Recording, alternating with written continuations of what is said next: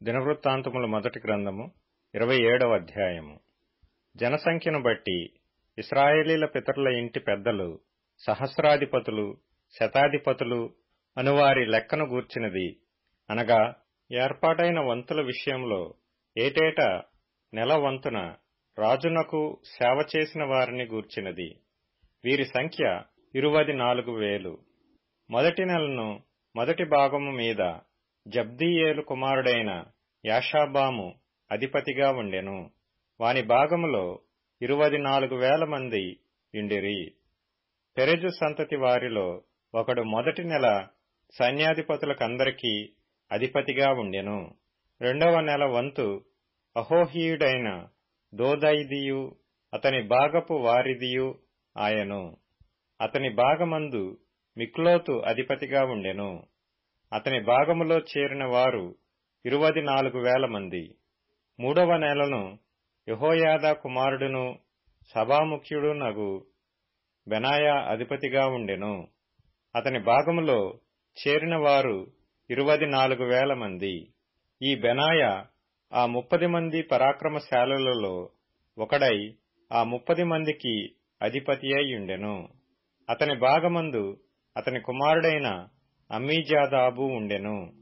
నాలుగవ నెలను యోవాబు సహోదరుడైన ఆసాహేలు 4వ అధిపతిగా ఉండెను.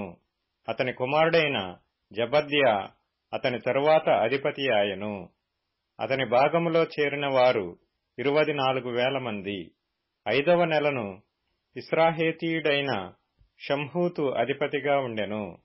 అతని భాగములో చేరిన వారు 24,000 మంది. ఆరవ నెలను తెకోవీయుడైన ఇక్కెషునకు పుట్టిన ఈరా అధిపతిగా ఉండెను. అతని భాగములో చేరిన వారు 24,000 మంది. ఏడవ నెలను ఎఫ్రాయిము సంతతి వాడును పెలోనీయుడైన హేలెస్పు అధిపతిగా ఉండెను. అతని భాగములో చేరిన వారు 24,000 మంది. ఎనిమిదవ నెలను జరహీల సంబంధుడును హుషాతీయుడునైన సిబ్బెకై అధిపతిగా ఉండెను. అతని భాగములో చేరిన వారు 24,000 మంది. తొమ్మిదవ నెలను బెన్యామీనీల సంబంధుడును అనాతోతీయుడునైన అబీయెజరు అధిపతిగా ఉండెను. అతని భాగములో చేరిన వారు 24,000 మంది. 10వ నెలను జరహీల సంబంధుడును నెటోపాతీయుడునైన మహరై అధిపతిగా ఉండెను. అతని భాగములో చేరిన వారు 24,000 మంది. 11వ నెలను ఎఫ్రాయిము సంతతి వాడును పిరాతోనీయుడైన బెనాయా అధిపతిగా ఉండెను. అతని భాగములో చేరిన వారు 24,000 మంది. 12వ నెలను ఓత్నీయేలు సంబంధుడును నెటోపాతీయుడునైన హెల్దయు అధిపతిగా ఉండెను. అతని భాగములో చేరిన వారు 24,000 మంది. మరియు ఇశ్రాయేలీల గోత్రము మీదనున్న వారి వివరమేదనగా జిక్రీ కుమారుడైన ఎలీయెజరు రూబేనీయులకు అధిపతిగా ఉండెను. మైకా కుమారుడైన షపట్యా షిమ్యోనీయులకు అధిపతిగా ఉండెను. కెమూయేలు కుమారుడైన హషబ్యా లేవీయులకు అధిపతిగా ఉండెను. సాదోకు అహరోనీయులకు అధిపతిగా ఉండెను. దావీదు సహోదరులలో ఎలీహు అను ఒకడు యూదావారికి అధిపతిగా ఉండెను. మిఖాయేలు కుమారుడైన ఒమ్రి ఇస్సాఖారీయులకు అధిపతిగా ఉండెను. ఓబద్యా కుమారుడైన ఇష్మయా జెబూలూనీయులకు అధిపతిగా ఉండెను. అజ్రీయేలు కుమారుడైన యెరీమోతు నఫ్తాలీయులకు అధిపతిగా ఉండెను. అజజ్యాహు కుమారుడైన హోషేయ ఎఫ్రాయిమీయులకు అధిపతిగా ఉండెను. మనష్షే అర్ధగోత్రపు వారికి పెదాయా కుమారుడైన యోవేలు అధిపతిగా ఉండెను. గిలాదులోనున్న మనష్షే అర్ధగోత్రపు వారికి జకర్యా కుమారుడైన ఇద్దో అధిపతిగా ఉండెను. బెన్యామీనీయులకు అబ్నేరు కుమారుడైన యహసీయేలు అధిపతిగా ఉండెను. దానీయులకు యెరోహాము కుమారుడైన అజరేలు అధిపతిగా ఉండెను. వీరు ఇశ్రాయేలు గోత్రములకు అధిపతులు. ఇశ్రాయేలీలను ఆకాశ నక్షత్రములంత మందిగా చేయుదునని యెహోవా సెలవిచ్చియుండెను గనుక 20 ఏండ్లు మొదలుకొని అంతకు తక్కువ వయసు గలవారిని దావీదు జనసంఖ్యయందు చేర్చలేదు. జనసంఖ్య చేయు విషయమున ఇశ్రాయేలీల మీదికి కోపము వచ్చినందున సెరూయా కుమారుడైన యోవాబు దాని చేయనారంభించినే గాని దాని ముగింపకపోయెను. కాబట్టి జనసంఖ్య మొత్తము దావీదు రాజు వృత్తాంత గ్రంథములలో చేర్చబడలేదు. రాజు బొక్కసముల మీద అదీయేలు కుమారుడైన అజ్మావెతు నియమింపబడెను. అయితే పొలములలోనూ పట్టణములలోనూ గ్రామములలోనూ దుర్గములలోనూ ఉండు ఆస్తి మీద ఉజ్జియా కుమారుడైన యెహోనాతాను నియమింపబడెను. పొలములో పనిచేయు వారి మీదను భూమి దున్ను వారి మీదను కెలూబు కుమారుడైన ఎజ్రీ నియమింపబడెను. ద్రాక్షతోటల మీద రామాతీయుడైన షిమీయు, ద్రాక్షతోటల ఆదాయమైన ద్రాక్షరసము నిలవచేయు కొట్ల మీద షిప్మీయుడైన జబ్దీయు నియమింపబడిరి. షెఫేలా ప్రదేశమున నుండు ఒలీవ చెట్ల మీదను మేడి చెట్ల మీదను గెదేరీయుడైన బయల్ హనాను నియమింపబడెను. నూనె కొట్ల మీద యోవాషు నియమింపబడెను. షారోనులో మేయు పశువుల మీద షారోనీయుడైన షిట్రయియు, లోయలలోని పశువుల మీద అద్లయి కుమారుడైన షాపాతును నియమింపబడిరి. ఒంటెల మీద ఇష్మాయేలీయుడైన ఓబీలును, గాడిదల మీద మేరోనోతీయుడైన యెహెద్యాహును నియమింపబడిరి. గొర్రెల మీద హగ్రీయుడైన యాజీజు నియమింపబడెను. వీరందరూ దావీదు రాజుకున్న ఆస్తి మీద నియమింపబడిన అధిపతులు. దావీదు పినతండ్రి అయిన యోనాతాను వివేకము గల ఆలోచనకర్తయ్యుండెను గనుక అతడు శాస్త్రిగా నియమింపబడెను. హక్మోనీ కుమారుడైన యెహీయేలు రాజు కుమారుల యొద్ద ఉండుటకు నియమింపబడెను. అహీతోపెలు రాజునకు మంత్రి, అర్కీయుడైన హూషై రాజునకు తోడు. అహీతోపెలు చనిపోయిన మీదట బెనాయా కుమారుడైన యెహోయాదాయును అబ్యాతారును మంత్రులైరి. యోవాబు రాజు యొక్క సేనకు అధిపతిగా నియమింపబడెను. దినవృత్తాంతములు మొదటి గ్రంథము 28వ అధ్యాయము. గోత్రముల పెద్దలను వంతుల చొప్పున రాజునకు సేవ చేయు అధిపతులను, సహస్రాధిపతులను, శతాధిపతులను, రాజునకును రాజకుమారులకును కలిగియున్న యావత్తు చరాస్తి మీదను స్థిరాస్తి మీదను ఉన్న అధిపతులను, అనగా ఇశ్రాయేలీల పెద్దలనందరినీ, రాజునొద్దనున్న పరివారమును, పరాక్రమశాలులను, సేనా సంబంధులైన పరాక్రమశాలులనందరినీ రాజగు దావీదు యెరూషలేమునందు సమకూర్చెను. అప్పుడు రాజైన దావీదు లేచి నిలువబడి ఇలాగు సెలవిచ్చెను: నా సహోదరులారా, నా జనులారా, నా మాట ఆలకించుడి. యెహోవా నిబంధన మందసమునకును మన దేవుని పాదపీఠమునకును విశ్రమ స్థానముగా ఉండుటకు ఒక మందిరము కట్టించవలనని నేను నా హృదయమందు నిశ్చయము చేసుకొని సమస్తము సిద్ధపరిచితిని. అయితే నీవు యుద్ధములు జరిగించి రక్తము ఒలికించిన వాడవు గనుక నీవు నా నామమునకు మందిరమును కట్టించకూడదని దేవుడు నాకు ఆజ్ఞ ఇచ్చెను. ఇశ్రాయేలీల మీద నిత్యము రాజునై ఇండుటకు ఇశ్రాయేలీల దేవుడైన యెహోవా నా తండ్రి ఇంటి వారందరిలోనూ నన్ను కోరుకొనెను. ఆయన యూదాగోత్రమును, యూదాగోత్రపు వారిలో ప్రధానమైనదిగా నా తండ్రి ఇంటిని, నా తండ్రి ఇంటిలో నన్నును ఏర్పరచుకొని నాయందు ఆయన దయచూపి ఇశ్రాయేలీల మీద రాజుగా నియమించియున్నాడు. యెహోవా నాకు అనేక మంది కుమారులను దయచేసి ఉన్నాడు. అయితే ఇశ్రాయేలీల పైని యెహోవా రాజ్య సింహాసనము మీద కూర్చుండుటకు ఆయన నా కుమారులందరిలో సొలొమోనును కోరుకొని ఆయన నాతో ఈలాగు సెలవిచ్చెను: నేను నీ కుమారుడైన సొలొమోనును నాకు కుమారునిగా ఏర్పరచుకొని ఉన్నాను. నేను అతనికి తండ్రినై యుందును. అతడు నా మందిరమును నా ఆవరణములను కట్టించును. మరియు నేటి దినమున చేయుచున్నట్లు అతడు ధైర్యము వహించి నా ఆజ్ఞలను నా న్యాయ విధులను అనుసరించిన ఎడల నేను అతని రాజ్యమును నిత్యము స్థిరపరచుదును. కాబట్టి మీరు ఈ మంచి దేశమును స్వాస్థ్యముగా అనుభవించి మీ తరువాత మీ సంతతి వారికి శాశ్వత స్వాస్థ్యముగా దానిని అప్పగించున్నట్లు మీ దేవుడైన యెహోవా మీకిచ్చిన యాజ్ఞలన్నీయు ఎట్టివో తెలుసుకొని వాటిని గైకొనుడి అని యెహోవా సమాజమునకు చేరిన ఇశ్రాయేలీలందరూ చూచుచుండగను, మన దేవుడు ఆలకించుచుండగను నేను మిమ్మును హెచ్చరిక చేయుచున్నాను. సొలొమోనా, నా కుమారుడా, నీ తండ్రి యొక్క దేవుడైన యెహోవా అందరి హృదయములను పరిశోధించువాడును, ఆలోచనలన్నిటినీ సంకల్పములన్నిటినీ ఎరిగినవాడునై ఉన్నాడు. నీవు ఆయనను తెలుసుకుని హృదయపూర్వకముగాను మనఃపూర్వకముగాను ఆయనను సేవించుము. ఆయనను వెదకని ఎడల ఆయన నీకు ప్రత్యక్షమగును. నీవు ఆయనను విసర్జించిన ఎడల ఆయన నిన్ను నిత్యముగా త్రోసివేయును. పరిశుద్ధ స్థలముగా ఉండుటకు ఒక మందిరమును కట్టించుటకై యెహోవా నిన్ను కోరుకొనిన సంగతి మనసునకు తెచ్చుకొని ధైర్యము వహించి పని జరిగింపుము. అప్పుడు దావీదు మంటపమునకును మందిరపు కట్టడమునకును బొక్కసపు శాలలకును మేడగదులకును లోపలి గదులకును కరుణాపీఠపు గదికిని యెహోవా మందిరపు ఆవరణములకును వాటి చుట్టూనున్న గదులకును దేవుని మందిరపు బొక్కసములకును ప్రతిష్ఠిత వస్తువుల బొక్కసములకును తాను ఏర్పాటు చేసి సిద్ధపరిచిన మచ్చులను తన కుమారుడైన సొలొమోనునకు అప్పగించెను.